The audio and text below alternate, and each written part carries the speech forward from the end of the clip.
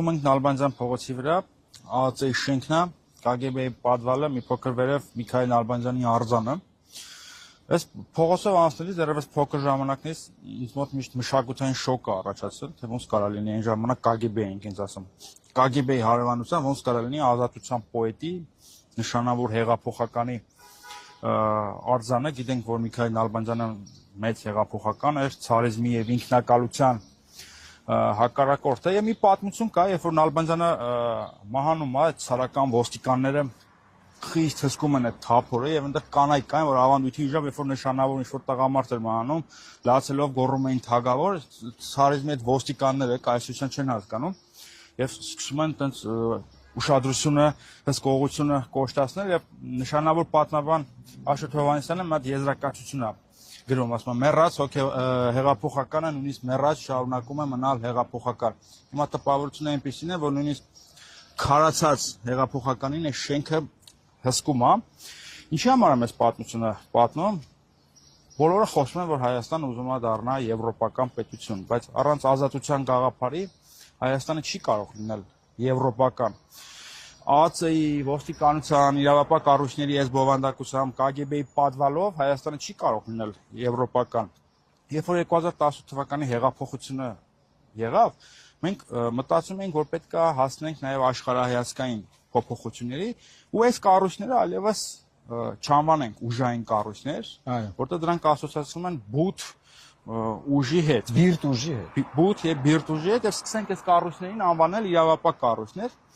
բայց այդպես էլ Նիկոլ Փաշինյանի օրոք այս կառույցները չդադարեցին մնալ ուժային կառույցներ եւ չդարձան իրավապահ կառույցներ, որովհետեւ արդեն սկսեցին ծառայել Նիկոլ Փաշինյանի անձին, Նիկոլ Փաշինյանի պաշտամունքին, Նիկոլ Փաշինյանի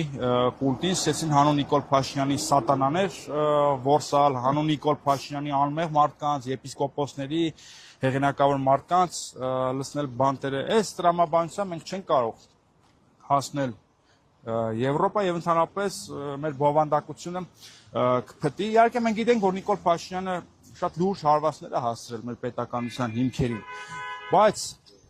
ամենամեծ հարվածներից մեկը որն է իմ կարծիքով, երբ որ այս կառույցը, որին այս ժամանակին հարգանքով է վայելում, սկսեց գաղտնի փաստաթղթեր հրապարակել հանուն Նիկոլ Փաշինյանի քաղաքական շահի։ Հիշում ենք բոլորովին վերջերս Եզրափ Սրբազանի հետ առնչվող, որ իբրև թե ՊԱԿ-ի գործակալը թուղթը հրապարակվեց, դրանից ոչ մի փոքր վաղ անցյալում ինչ-որ մեկի փեսայի ձեռքում էր հայտնվել Արարատ Միրզյանի գործակալ լինելու մասին թուղթը։ Սա ինչ-որ բան չի, էլի։ Սա ուղիղ հարված է մեր պետականության սյուներին, որովհետև սա շատ կարևոր կառույց է։ Այս կառույցն է պաշտպանում մեզ արտաքին եւ ներքին մարտահրավերներից, երաշխավորում է սահմանադրական կարգը եւ ընդհանրապես ամեն ինչ։ Եվ հիմա այդ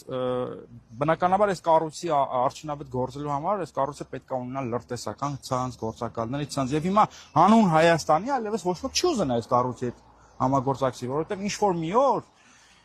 ինչ-որ մի հատ խելահեղ առաջնորդի կմահաճույքով ինչ-որ մեկի ձեռքում, մամուլի ձեռքում կհայտնվեն գաղտնի փաստաթղթեր, մեկ ուրիշի փեսայի ձեռքին կհայտնվեն գաղտնի փաստաթղթեր։ Պետությունը չի կարող այսպես այս տրամաբանությամբ։ Փեսաների դեմ պայքարել, որ ձեռքում հայտնվող։ Դրա համար ես ասացի, Ինչի փեսաները, որ իրենց ձեռքում հայտնվում են։ Ես դրա համար ասացի, որ Նիկոլ Փաշինյանն է պատասխանատուն,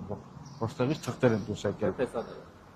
Դե փեսայի մոտ ոնց է հայտնվել, եթե Նիկոլ Փաշինյանը նորմալ պետություն ստեղծել, այս կառույցից թուղթ չէր ելնի։ Նա փեսաներն են պատասխանատու, որ Նիկոլ Փաշինյանի ձեռքում հայտնվում է մի բան կամ լծակ, որով հետո